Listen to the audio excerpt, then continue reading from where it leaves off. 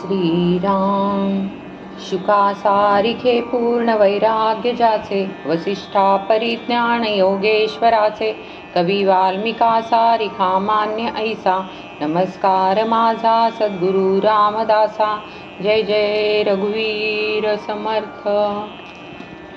सार्थ श्री दासबोध दशक दुसरा, समास 8वा. सद्विद्या निरूपण. श्री समर्थांच्या मते समाजामध्ये सामान्यपणे माणसांचे 3 प्रकार आढळतात. एक सत्वगुणी माणसांचा वर्ग. मानवी जीवनामध्ये जे जे अध्यात्माला पोषक आहे त्याचे मनापासून सेवन करणारी ही माणसे असतात. दुसरा रजोगुणी माणसांचा वर्ग. मानवी जीवनातील देहसुखाला अनुकूल असणारे सगळे या लोकांना मनापासून हवे असते. आणि तिसरा तमोगुणी किंवा कुविद्येच्या माणसांचा वर्ग. मानवी जीवनातील अविवेकीपणाचा अतिरेक हाच या लोकांचा स्थायी भाव असतो. कुविद्येची माणसे अतिहीन, स्वार्थी, समाज विध्वंसक असतात. रजोगुणी माणसे घट्ट, स्वार्थी व स्वतःच्या सुखापलीकडे न पाहणारी असतात. तर सत्वगुणी माणसे अगदी मऊ व नरम स्वार्थाची असून निस्वार्थीपणाची वाटचाल आरंभ केलेली अशी असतात. या 3ही प्रकारच्या माणसांना आत्मसुधारणा होण्यासाठी आदर्श जरूर असतो. सद्विद्या लक्षणे अशा आदर्श पुरुषाची लक्षणे आहेत. श्री समर्थांनी सांगितलेली या समासातील लक्षणे पाहिली की प्रभू रामचंद्रांची व त्यांच्या शिष्योत्तम मारुतीरायाची आपोआप आठवण येते. अशा गुणांचा एक पुरुष ज्या समाजाला लाभतो त्याचे भाग्य उदयाला आले असे निश्चितपणे समजावे. त्याचे चरित्र अनेक पिढ्यांना स्फूर्ती देत राहते असे अनुभवास येते. सद्विद्येच्या पुरुषाची लक्षणे ऐकायला गोड असतात. विवेकाने ती आपल्या अंगी येऊ शकतात. आता सद्विद्येची लक्षणे ऐका. ती फारच शुद्ध आणि चांगली आहेत. जर त्या लक्षणांवर विचार केला तर सद्विद्या आपणहून जबरदस्तीने अंगी बांधते. जो सद्विद्येचा पुरुष असतो त्याच्या अंगी विशेष उत्तम लक्षणे असतात. त्याचे गुण ऐकत असता मनाला फार संतोष वाटतो. उत्तम पुरुषाचे सामान्य वर्णन. सद्विद्येचा पुरुष अतिनिष्ठावंत असतो. सत्वगुणांनी संपन्न असतो. प्रेमळ असतो. तो शांती, क्षमा, दयाशील असून अतिनम्र असतो. कोणत्याही कार्यासाठी तो मनापासून झटतो आणि अगदी अमृताप्रमाणे गोड बोलतो. पुढील 7 ओव्यांमध्ये श्री समर्थांनी लक्षणांच्या काही जोड्या सांगितल्या आहेत. एक लक्षण अंगी असेल तर दुसरे बहुधा अंगी आढळत नाही. त्यातील एक जोडी जरी कुणाच्या अंगी आली तरी तो थोरपणा गाजवितो. मग ज्याच्या अंगी पुष्कळ जोड्या असतात त्यांचे थोरपण काय सांगावे. फक्त महानुभाव पुरुषांच्या अंगीच अशा अनेक जोड्या आढळतात. उत्तम पुरुष अतिसुंदर आणि मोठा चतुर असतो. अति बलवान आणि मोठा शांत आणि सौम्य असतो. अतिश्रीमंत असून अतिशय उदार असतो. तो महाज्ञानी असून उत्तम भक्त असतो. मोठा पंडित असून अतिविरक्त असतो. मोठा तपस्वी असून अतिशय शांत असतो. मोठा वक्ता असून तो निर्लोभी असतो. सर्व जाणता असून दुसऱ्याला मोठ्या आदराने वागवितो. स्वतः श्रेष्ठ असून सर्वांशी अगदी लीन असतो. तो राज्यपदावर असून धार्मिक वृत्तीचा असतो. मोठा शूर असून अतिविवेकी असतो. अगदी तरुण असून अतिशय नियमांच्या बंधनात वागतो. वडिलांनी घालून दिलेल्या मार्गांनी तो चालतो, पण त्याचबरोबर कुलात चालत आलेले आचार तो पाळतो. नियमित व योग्य प्रमाणात जेवण करतो, पण कोणत्याही विकाराला बळी पडत नाही. हटकून यश देणारा असून हातावर यशाचे चिन्ह कमल असून तो परोपकारी असतो. मोठा कार्य करणारा असून तो तितकाच निराभिमानी असतो. उत्तम गाणारा असून भगवंताची भक्ती करतो व भक्त म्हणून नाव कमवतो. मोठे वैभव असून देखील अत्यंत प्रेमाने व आस्थेने तो भगवंताचे भजन करतो. मोठा तत्वज्ञानी असून तो अत्यंत अनासक्त असतो. मोठा विद्वान असून अतिसज्जन असतो.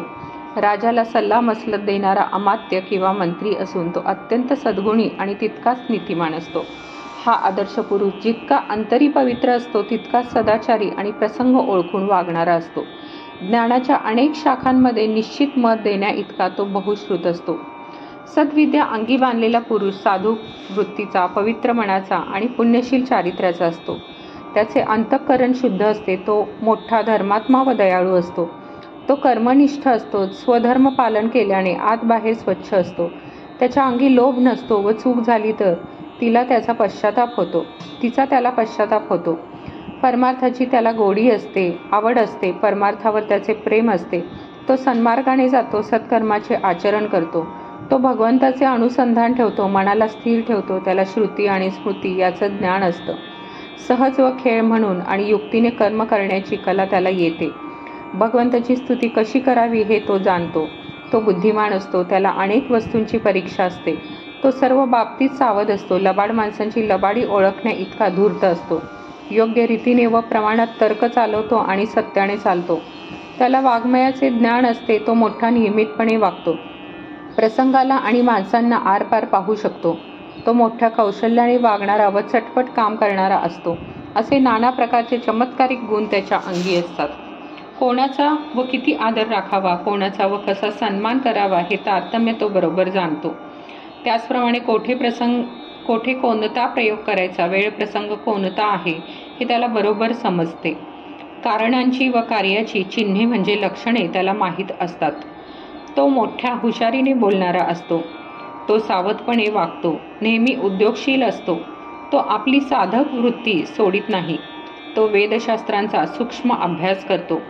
तसेच आत्मस्वरूपाचे बौद्धिक ज्ञान आणि त्याचा साक्षात अनुभव यांचा स्वानुभवाने निश्चयात्मक बोध तो करून देतो. तो बोलतो कसा, चालतो कसा, लोकांशी वागतो कसा, दिसतो कसा याचे वर्णन करून मग तो साधन कसे करतो हे ते सांगतात. कधी तो पुनश्चरणे करतो, कधी तीर्थक्षेत्रांमध्ये जाऊन राहतो, कधी कठीण व्रते करतो, तर कधी देहाला कष्ट देतो. उपासना कशी करावी हे माहीत असल्याने उपासना चालू असताना इंद्रियांना ताब्यात ठेवून तो वागतो. त्याचे बोलणे सदैव सत्य असते, शुभ असते, मृदू असते, निश्चित असते, कायमचे असते व आल्हादकारक असते. त्याच्या सर्व वासना तृप्त झालेल्या असतात. तो मोठा खोल व गूढ अभ्यास करणारा योगी असतो.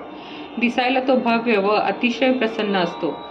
अंगी खरी विरक्ती असून देखील तो अतिसौम्य व सात्विक असतो. तसेच अत्यंत निष्कपट आणि निर्व्यसनी असून तो नेहमी पवित्र मार्गाने जीवन जगतो. कोणतेही काम तो चतुरपणे करतो. तो उत्तम संगीत जाणतो व त्याचा बरोबर रस घेतो. मोबदल्याची अपेक्षा न ठेवता तो लोकांना सन्मार्गाला लावतो. सर्व प्राणीमात्रांशी स्नेह ठेवून त्यांच्याशी तो अत्यंत सरळपणे वागतो. पैसा व बायका यांच्या बाबतीत त्याचे वर्तन अत्यंत पवित्र असते.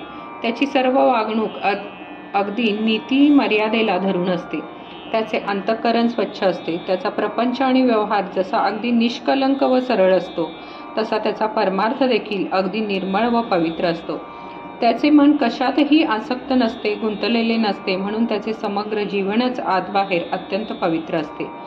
सर्वांवर मित्रपणे स्नेह ठेवण्याची वृत्ती असल्याने तो नेहमी दुसऱ्यांचे कल्याण करतो व आपल्या गोड बोलण्याने तो दुसऱ्यांचे दुःख नाहीसे करतो.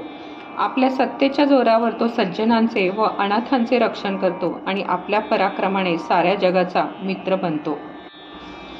जबरदस्त वक्तृत्व शक्ती अंगी असल्यामुळे तो सर्व प्रकारचे संशय तो घालवतो. तो स्वतः विषय जाणतो तरी दुसऱ्यांचे सांगणे मनापासून ऐकतो. तसेच हरिकथा व प्रवचन ऐकत असता प्रत्येक शब्दाच्या अर्थाकडे त्याचे लक्ष असते. संभाषणामध्ये तो कधीही वितंडवाद करीत नाही. कोणतीही उपाधी तो आपल्या अंगी लागू देत नाही. त्यामुळे तो अलिप्तपणे राहतो. तो भलती आशा ठेवीत नाही. तो कधी क्रोधाच्या अधीन जात नाही. अत्यंत निर्दोष व मत्सरापासून मुक्त असतो. त्याचे ज्ञान अज्ञानापासून मुक्त असल्याने अगदी शुद्ध व निश्चित असते. समाधान प्राप्त झालेले असून तो भगवंताचे भजन पूजन करतो, भक्तपणाने वागतो आणि सिद्धावस्था साधल्यावरही साधकपणाने राहतो. साधनांचे रक्षण करतो. संस्कृतमध्ये नामांना मत आणि वत असे प्रत्यय लागून सामान्यतः विशेषणे बनतात. उदाहरणार्थ रूपवत, गुणवत, कीर्तिमत, लक्ष्मीवत इत्यादी. पुष्कळपणा, प्रशंसा, नित्य संबंध, जवळ असणे, मध्ये असणे असा अर्थ हे प्रत्यय दाखवतात. पुढील 5 ओव्यांमध्ये आदर्श किंवा उत्तम पुरुषांच्या अंगी असणारी महत्त्वाची सर्व लक्षणे श्री समर्थांनी विशेषण रूपांनी मोठ्या चातुर्याने एके ठिकाणी गुंफलेली आहेत. ती सांगताना त्यांची निर्मळ स्फूर्ती स्पष्टपणे दिसते हे तर खरेच, परंतु त्याचबरोबर त्यांचे मराठी भाषेवरील प्रभुत्व देखील आपल्याला प्रत्ययास येते. सद्विद्येने संपन्न असलेला पुरुष मूर्तिमंत, सुख व संतोष आहे असे त्याला पाहिल्यावर वाटते. तो आनंदमूर्ती असतो, अखंड प्रसन्न राहतो. आत्मरूपाने तो सर्व प्राणीमात्रांशी एकरूप झालेला असतो. आत्मवत सर्व भूतेषु असे त्याचे वागणे असते. तो भाग्यवंत व जयवंत असतो. रूपवंत व गुणवंत असतो. तो आचारवंत असून क्रियावंत असून शिवाय विचारवंत असतो आणि अशी त्याची अवस्था असते. तो यशवंत, कीर्तिवंत असतो, शक्तिवंत, सामर्थ्यवंत असतो, वीर्यवंत, पराक्रमी असतो व ज्याचा आशीर्वाद फळास येतो असा असतो. तो अत्यंत सत्यवान असून पुण्यकर्मे करणारा असतो. तो विद्यावंत व कलावंत असतो, ऐश्वर्य संपन्न व सुलक्षण संपन्न असतो, कुलशीलवान असतो, अत्यंत पवित्र आचरणाचा असतो, बलवान असून दयाळू असतो. तो मोठा युक्तिवाद असतो, गुणसंपन्न असून श्रेष्ठ असतो, बुद्धिमान असून मोठा धैर्यवान असतो, परमार्थाची दीक्षा त्याने घेतलेली असते. तो सदा सर्व काळ अत्यंत संतुष्ट असतो, त्याला कशाचीही वासना उरलेली नसते. तो अत्यंत वैराग्य संपन्न असतो. समाज संपविताना श्री समर्थ एक अतिमहत्वाची गोष्ट आपल्याला सांगतात, ती ही की जर कोणी प्रयत्न करील तर हे उत्तम गुण तो अंगी आणू शकेल. हाच त्याचा खरा प्रयत्नवाद असो. आतापर्यंत सांगितलेले हे उत्तम गुण सद्विद्येची लक्षणे आहेत. ते अंगी आणण्याचा अभ्यास करावा म्हणून त्यांचे थोडेसे वर्णन केले. सुरेखपणा आणि सौंदर्य हे गुण काही अभ्यास करून प्रयत्न करून अंगी आणता येत नाहीत. ते गुण सहज व उपजत असल्याने त्यावर उपाय करता येत नाही. पण इतर उत्तम गुण अभ्यासाने साध्य करून घेता येतात. ते अंगी आणण्याचा प्रयत्न करावा अशी ही चांगली सद्विद्या सर्व माणसांच्या अंगी असावी. पण विरक्त पुरुषाने मात्र तिचा अगत्याने अभ्यास करावा. सार्थश्री दासबोध दशक दुसरा समास 8वा. इति श्री दासबोधे गुरुशिष्य संवादे सद्विद्या निरूपण नामक समास 8वा समाप्त. जय जय रघुवीर समर्थ. तुम्हाला हा व्हिडिओ आवडल्यास कमेंट, लाईक आणि शेअर करा आणि माझं चॅनल सबस्क्राईब करायला विसरू नका. धन्यवाद.